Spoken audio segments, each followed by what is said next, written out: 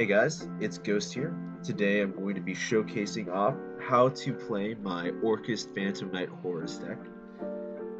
Pretty standard stuff. I'm very excited with the Harp Horror off the ban list, so I'm cooking with this deck. Been having a lot of fun. I might be taking this to locals if I have the time, but I'm going to showcase you guys how to play the deck, just the bare bones combo, then a little bit of a deck profile at the end of it. This is very experimental, so make changes as you will. This is just my version of the deck. I'm not saying this is the right formula for it, but yeah, let's get started. So you'll start off with Orcust, I cannot speak, guys, sorry. Girsu, the Orcust Mech Knight. We're going to special summon Girsu. Activating Girsu's effect, we're going to send Harp Horror. Now from here, if we get Bestialed, we cry. We just surrender. But if you don't, then you're going to go Orcust Girsu. Summon out the 2 level 1 tokens. We're going to link the token off into Linkaribo. You will then use Orcust Harp Horror in order to special summon Orcust Nightmare. We will then link these 2 off into Galatea. Using Galatea's effect, shuffling back Orcust Harp Horror in order to set Orchestrated Battle. We're going to link Nightmare and Galatea off into Rusty Bardiche. We will then use Nightmare's effect, targeting Bardiche to gain attack, and we'll be sending Orchestrated Simple Skeleton. Or, yeah, I cannot think today. We will then activate Rusty Bardiche's effect. We're going to send the Phantom Knights of Ancient Cloak to grave in order to set flop. We are then going to use Orchestrated Symbol in order to target Galatea to summon. We'll then use Cloak's effect. We're going to search out our copy of Boots. Now this one, do not forget about this here. We are going to summon out Girsu using Galatea's material. Use its effect. Make sure you attach Orchestrated Simple Skeleton. I'm butchering these names, apologies. Do not attach Nightmare. Bad idea. Anyways, special summon Boots. We're going to link these 2 off into IP. And then we're going to use Boots to search out our copy of Fogblade. From here we will set a card and pass to our opponent. Now what do we have here? So I'm going to show you guys what we have here. We have a Spell Speed 2 double pop and send with Rusty Bardiche and Girsu. So Rusty Bardiche will target, destroy, and Girsu will have a non-targeting send to grave. It'll just attach material here. And on top of that, we also have access to our SP Little Knight during the main phase. So if your opponent does anything, you can go SP, link this off in Girsu, summon SP, SP, banish, whatever they have. And that is not even counting our double Fogblades here. So yeah, pretty solid stuff, bare bones combo. Let's get into the rest of it. So the next combo here is relatively the same, super similar to the last one. Nothing much has changed. It's just me explaining why and how I use the Super Heavy Samurai engine in my build. Now, I personally am using it because I'm a fan of it. There are drawbacks to it. You can't really use spells and traps like Imperm in this build. You have to like play more hand trap, more monster mash kind of heavy build to it. And yeah, let's get on into it. So we're going to start off with Motorbike here. Discarding this, we're going to get the Prodigy Waka Aoshi. And I don't need to go full screen for that.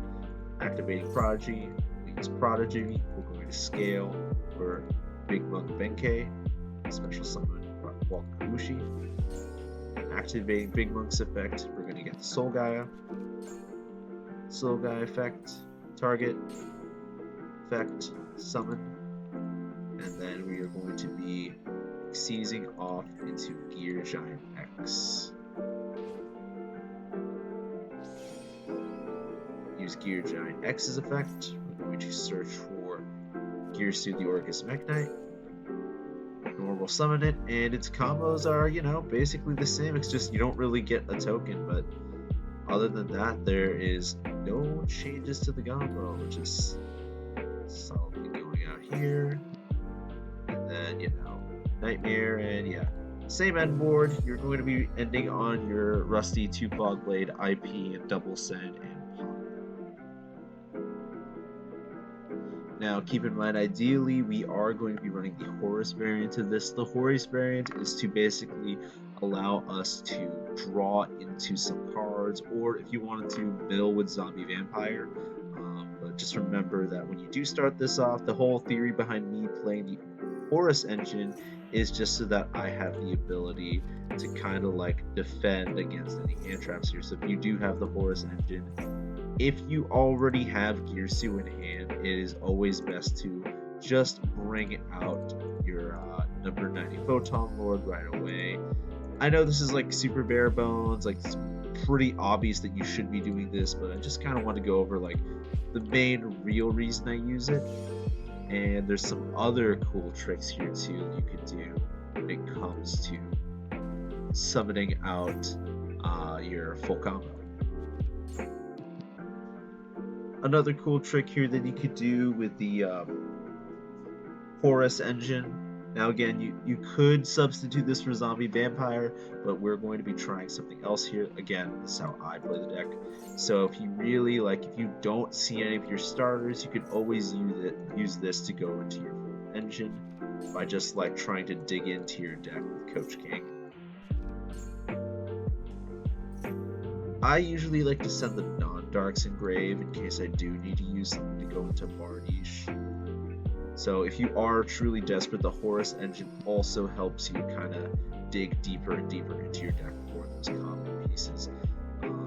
Ideally, you do want to start with Upsetti, but if this is all you have and you really need to see the starters, sometimes this can help you.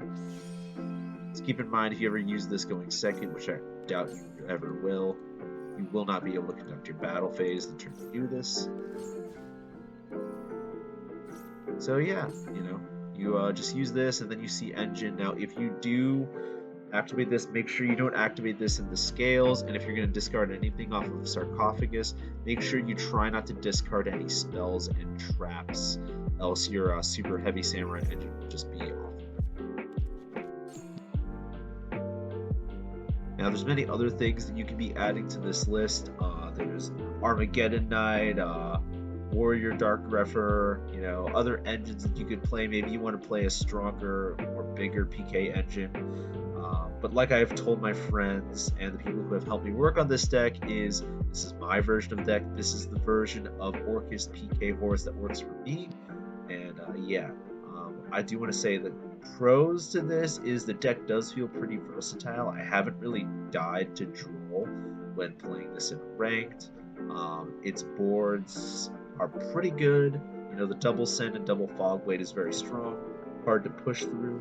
Its cons are it doesn't really set up a whole lot of Omni negates. It sets up like Photon Lord, but you kind of just fold to a hand trap. The only time you don't fold to evenly is if you hard start with Girsu and you can summon that token to your opponent's board. But then again, you will the opponent can just swing with the token and then activate evenly from there, leaving you with nothing.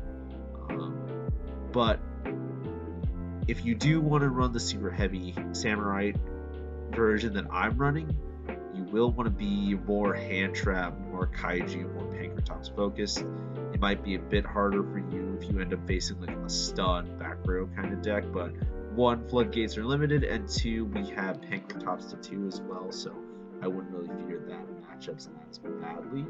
But yeah, this is a pretty cool deck. I had a lot of fun, and I will be messing around with this deck some more, continuing to work on Phantom Knights in the lab, but overall pretty solid deck. Might be taking this to locals soon, and if you guys have any questions, drop a comment, or if you guys can, please leave a like and comment and subscribe below. It really helps me out, helps me stay more motivated to keep blah blah blah. I cannot speak today.